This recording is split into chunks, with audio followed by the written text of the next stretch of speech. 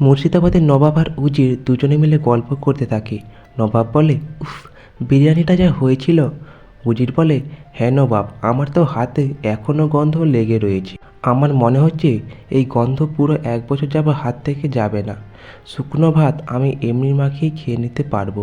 অমন সময় মুর্শিদাবাদের প্রজারা এসে নবাবকে বলে, নবাব, চোরের উৎপাত তো খুব বেড়েই চলেছে। আমাদের বাড়ির ছাগলগুলোকে তো টেনে নিয়ে চলে যাচ্ছে। এমনকি বাদবাকি প্রজারাও বলে আমাদের বাড়ির গরু, কেউ বলে আমাদের বাড়ির হাঁস। এরূপ করে সকলে বলতেই থাকে, নবাব, খুব চোরের উৎপাত বেড়েইছে। নবাব, কিছু তো একটা করুন। নবাব তখন বলে, বেশ বেশ, তোমরা এখন এসো, আমি দেখছি কি করতে পারি। তারপর প্রহরীদেরকে রাত্রিবেলা পাহারা দেওয়ার জন্য পাঠিয়ে দেয়। রাত্রিবেলা পাহারা দেওয়ার জন্য প্রহরীরা কতগুলো ছাগলকে নিয়ে এক জায়গায় বেঁধে দিয়ে রাত্রিবেলা জঙ্গলের মধ্যে গিয়ে পাহারা দিতে থাকে। ওদিকে জঙ্গলের মধ্যে প্রহরীরা দাঁড়িয়ে দাঁড়িয়ে বলে, কি ব্যাপার বলতো, চোরেরা তো এখনো পর্যন্ত বের হলো না। আমরা হচ্ছি নবাবের খাস প্রহরী, আমাদেরকে দেখলে চোরেরা ভয়ে এদিকে আসবে না। অমনি বলতে না বলতে ছাগলগুলো সমানে আওয়াজ করতে থাকে, ভ্যাঁ ভ্যাঁ করে চিৎকার করতে থাকে। সঙ্গে সঙ্গে ঝোপের আড়াল থেকে একটা মস্ত বড় বাঘ বেরিয়ে আসে। ওইদিকে প্রহরীদের দল বাপরে মারে করতে করতে বলে, চল পালা পালা বলে ছুটতে পালিয়ে যায়। ওইদিকে বাঘটা তাড়া করতে থাকে। প্রহরীরা হাঁপাতে হাঁপাতে গিয়ে নবাবের কাছে গিয়ে পৌঁছায়। নবাবকে জানে। নবাব বলে, এ কি, তোমরা চোরের ভয়ে ছুটতে ছুটতে পালিয়ে এলে, চোর ধরতে পারলে না? অমনি ওরা বলে, নবাব কি বলবো, নবাব ওটা চোর ছিল না। আরেকজন বলে, নবাব ওর 4 পা। আরেকজন বলে, নবাব ওটা মস্ত বড় বাঘ ছিল। ওই শুনে উজির বলে, বাঘ, বাবারে বাঘ। অমনি বলে ভয়ে লুকিয়ে পড়ে। নবাব শুনে বলে, এই উজির, এইরূপ করে ভয় পেলে হবে, সামনে বেরিয়ে এসো। উজির বলে, না নবাব, বাঘের পেটে গেলে আমি আর বাঁচব না। নবাব বলে, তুমি সামনে গেলে বাঘের পেটে গিয়ে মরবে, আর পেছনে থাকলে যে আমি খাবো তোমায়, তুমি বাইরে বেরিয়ে এসো। বলে, না নবাব, আমি কৃষ্ণনগরের রাজা নই, আপনার কথায় ভয় পেয়ে যাব। তারপর বলে, কি বললে উজির? কৃষ্ণনগরের রাজা পেয়ে গেছি। এদিকে কৃষ্ণনগরে গোপাল বাড়িতে বসে বসে মুড়ি খাচ্ছিল। গোপালের নাতি নাতনিরা এসে বলে, ও দাদু, দাদু, অনেকদিন কিন্তু আমরা গল্পই শুনিনি। দাদু, তুমি আজকে আমাদের গল্প বলবে কেমন? গোপাল বলে, ও তোরা গল্প শুনবি, বেশ, আজকে না হয় আমি তোদের বাঘের গল্প শোনাবো। অমনি হঠাৎ করে প্রহরী এসে বলে, গোপাল দাদা, তোমাকে রাজামশাই জরুরি তলব করেছেন। গোপাল তখন বলে, এই যা, আর তো আমি তোদের গল্প শোনাতে পারবো না, পরে নইলে তোদের বাঘের গল্প বলবো কেমন? অমনি গোপাল রাজা কৃষ্ণচন্দ্রের রাজসভায় পৌঁছে যায়। ওদিকে নবাবের বার্তা পেয়ে মন্ত্রীমশাই রাজা কৃষ্ণচন্দ্র সকালে অবাক হয়ে চিন্তিত অবস্থায় বসে রয়েছেন। গোপাল জিজ্ঞাসা করে, রাজামশাই কী ব্যাপার, আপনি চিন্তামগ্ন অবস্থায় বসে রয়েছেন যে? রাজামশাই বলে, গোপাল, বড় বিপদ হয়ে গেছে। গোপাল কী যে করি বুঝে উঠতে পারছি না। মন্ত্রী, পড়ে গোপালকে শোনাও। অমনি মন্ত্রীমশাই বার্তাটা পড়ে বলে, নবাব বলেছেন মুর্শিদাবাদে বাঘের উৎপাত হয়েছে, আর ওই বাঘ তাড়াতে রাজামশাইকেই যেতে হবে। একমাত্র কৃষ্ণনগরের রাজাই ওই বাঘ তাড়াতে পারবেন, এছাড়া আর কেউ যেন না যেতে পারে। এই শুনেই অমনি গোপাল বলে, রাজামশাই, আপনি চিন্তা করবেন না। রাজামশাই, আপনি যান, আপনার বিপদে পড়ার আগেই আমরা পৌঁছে যাব। রাজামশাই বলে, গোপাল, কথা দিচ্ছ তো? গোপাল বলে, হ্যাঁ রাজামশাই, আপনি একদম চিন্তা করবেন না। তারপরের দিন রাজামশাই মুর্শিদাবাদের উদ্দেশ্যে বেরিয়ে পড়েন। মুর্শিদাবাদে পৌঁছে যেতে ওদিকে উজির বলে, দেখুন নবাব, দেখুন, ছাগল চলে এসেছে। অমনি নবাব বলে, কৃষ্ণ চলে এসেছো বাঘ ধরতে? রাজামশাই তখন বলে যে, নবাব, আপনি বার্তাতে লিখেছিলেন যে শুধুমাত্র রাজাই বাঘ ধরতে পারবে, তাই আমি চলে এলুম। বলে, হ্যাঁ, একদম ঠিক বার্তাই পড়েছেন। আর শুনুন রাজা কৃষ্ণচন্দ্র, যদি আপনি বাঘ না ধরতে পারেন, তাহলে তো আপনি বাঘের পেটে সোজা চলে যাবেন, তারপর কৃষ্ণনগরটা হয়ে যাবে আমার। রাজামশাই তখন বলে যে, নবাব, এই কথা তো আপনি বার্তাতে লেখেননি। বলে, লেখেনি, কিন্তু মুখে মুখে তোমায় বলে দিলাম। তারপর রাত্রি হতে রাজা কৃষ্ণচন্দ্র আর দুজন প্রহরী নিয়ে বাঘ ধরতে জঙ্গলে যায়। বাঘ ধরতে গিয়ে রাজা মশাই বলতে থাকে যে, সত্যি সত্যি কি বাঘ এই জঙ্গলে আছে? সত্যি সত্যি কি বাঘ বেরোবে? প্রহরী দুটো বলে, হ্যাঁ রাজামশাই, এক্ষুনি বাঘ বেরোবে। বলতে না বলতেই ঝোপের আড়াল থেকে বাঘটা যখনই বেরোতে যায়, অমনি রাজামশাই ভয় পেয়ে বলে, ওরে বাবারে, গেল রে। অমনি বলে জ্ঞান হারিয়ে পড়ে যায়। মাটিতে। আর দুজন বাপরে মারে করে ছুটে ছুটতে ওখান থেকে পালিয়ে যায়। ওইদিকে রাজামশাই যখন চোখ খুলে দেখে অমনি বলে, আমি কোথায়? আমি মনে হয় বাঘের পেটে। বাঘের পেটটা কি অন্ধকার, আর কত বড় বাঘের পেট! তারপর রাজামশাই উঠে দাঁড়িয়ে দেখে নবাব উজির বলে, নবাব উজির বাঘের পেটে বাঘ নবাব উজির ছাড়েনি, তাহলে বাঘের পেটটা এত বড়, তো বাঘটা কত বড়? নবাব উজির এসে বলে, শ্রী কৃষ্ণচন্দ্র তুমি বাঘ ধরতে পারলে না তো, তাহলে এবার এই কারাবন্দি থাকো। রাজামশাই তখন বলে, আমি তাহলে বাঘের পেটে যাইনি? ও আচ্ছা আচ্ছা, আমি কারাগারে বন্দি হয়ে আছি।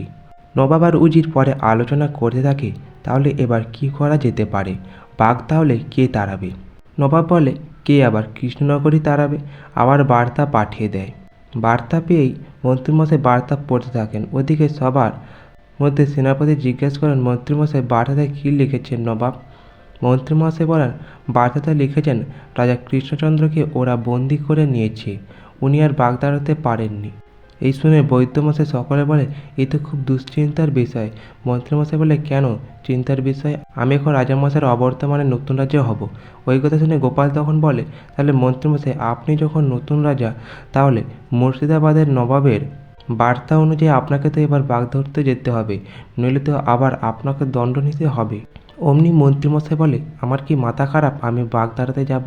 গোপাল বলে, মন্ত্রীমশাই সুযোগটা ছাড়বেন না, কারণ আপনি যদি বাঘ ধরতে পারেন তাহলে তো পুরস্কার পাবেন, সঙ্গে কৃষ্ণনগরের রাজাও হবেন। তাহলে মন্ত্রীমশাই ভেবে দেখুন ব্যাপারটা।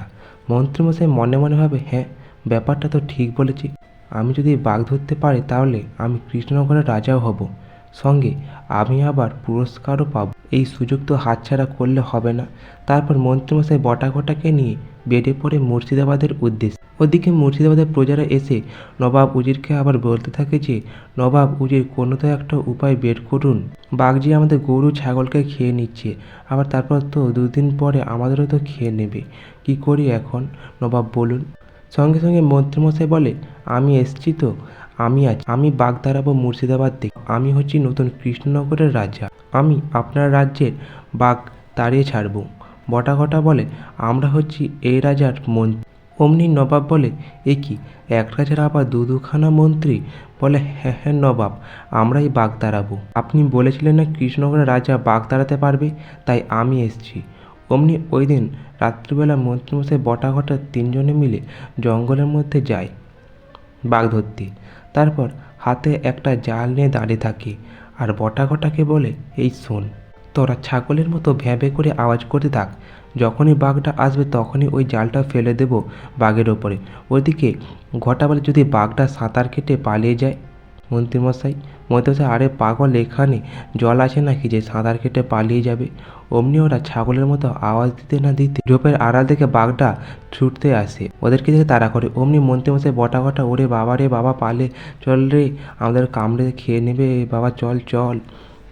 অমনি বলে এক ছুটে ওখান থেকে পালিয়ে যায়। ছুটতে ছুটতে ওরা গাছের ডালে উঠে বসে, বলে, বাপরে বাপ, কত বড় বাঘ! আমাদের তো নিমেষের মধ্যে মনে হয় গিলে পুরো পেটের মধ্যে পড়ে নিত, বেঁচে গেছি, আর একটু হলে তো সব শেষ হয়ে যেত। ঘটা বলে, দেখলেন তো মন্ত্রীমশাই, আপনি কি না বাঘ ধরবেন? শেষ পর্যন্ত মন্ত্রী বটা ঘটাকে নবাব আর উজির মিলে জেলে পুরে দেয়। এইরূপ করে এক এক করে কৃষ্ণনগরের সভাসদরা রাজা সেজে আসে। তারপর বাঘ ধরতে না পেরে সকলে জেলে বন্দি হয়ে যায়। এক এক করে বন্দি হয়ে যাওয়ার পর শেষে বাকি থাকে গোপাল। অমনি নবাব উজির বলে, এবার এক এক করে তো সবার নামটা কাটা গেল, শেষে আছে গোপাল। ওদিকে গোপাল নাতি নাতনি নিয়ে প্রস্তুত হয়ে চলে আসে। নবাব বলে, গোপাল, তোমাদের কৃষ্ণনগরটা এবার আমার হাতে। গোপাল বলে, না না, ভুল করছেন যে, আমি আবার নতুন রাজা হয়ে এসেছি যে, আমাকে এবার আমার কর্তব্যটা করতে দেন, তারপর আমি বলবেন তুমি বাঘ ধরবে। গোপাল, সঙ্গে তোমার এই নাতি নাতনি, এই দেখে নবাবরা উজির হাসাহাসি করতে থাকে। গোপাল বলে, একটু তো দাঁড়ান, আমাদের কামালটা তো দেখুন। তারপর অমনি গোপাল আর নাতি নাতনিরা মিলে বেরিয়ে পড়ে জঙ্গলের মধ্যে বাঘ তাড়াতে। ওদের গোপাল নাতি নাতনি বলে, সমস্ত মোড়ে যেন আয়না বসে দিস কেমন, আর আমি এদিকটা বসাচ্ছি। আর ওরা গোপালের কোথাও তো সব রাস্তার মুখে আয়না বসিয়ে দিয়ে আসে। বলে, দাদু সব দিকে আয়না বসানো হয়ে গেছে। গোপাল বলে, বেশ, তাহলে এবার দেখিস খেল। তারপর ওরা দেখে যে বাঘটা সন্ধ্যা হতে বেরোতে আয়নার সামনে এসে যখন নিজের মুখটা এসে দেখে, তারপর আয়নাতে আঁচড় দিতে থাকে। ভয় পেয়ে বাঘটা ছুটতে ছুটতে পালিয়ে যায়। তারপর গোপালের নাতে নাতে এসে বলে, নবাব উজির, বাঘ তো তাড়িয়ে ছেড়ে দিলাম, এবার আপনাদের শর্ত মতো আমাদের পুরস্কার দেন, আর আমরা তো আমাদের নিজেদের ইচ্ছে মতো পুরস্কার নিতে পারবো। এটাও তো আপনি বার্তায় লিখেছিলেন, তাই না? তাহলে আমাদের ইচ্ছে হচ্ছে আমরা মুর্শিদাবাদ রাজ্যটাকে নেব। অমনি নবাব বলে, এ কী করে হয় গোপাল, আমরা তো এটা দিতে পারবো না, তুমি এর পরিবর্তে আর কিছু চাইলে বলো। গোপাল বলে, তাহলে নবাব, আমার একটা উপায় আছে, আপনি আমার কৃষ্ণনগরের রাজার সঙ্গে সভাসদ সকলকে ছেড়ে দেন আর সঙ্গে পুরস্কার দেন। তারপর নবাব উজির রাজি হয়ে সবার সকলকে, এমনকি রাজামশাইকে ছেড়ে দেয়। গোপাল তখন বলে, পারলে না তো নবাব আমাদের রাজা কৃষ্ণচন্দ্রকে সিংহাসনচ্যুত করে ওই কৃষ্ণনগরটাকে দখল করতে?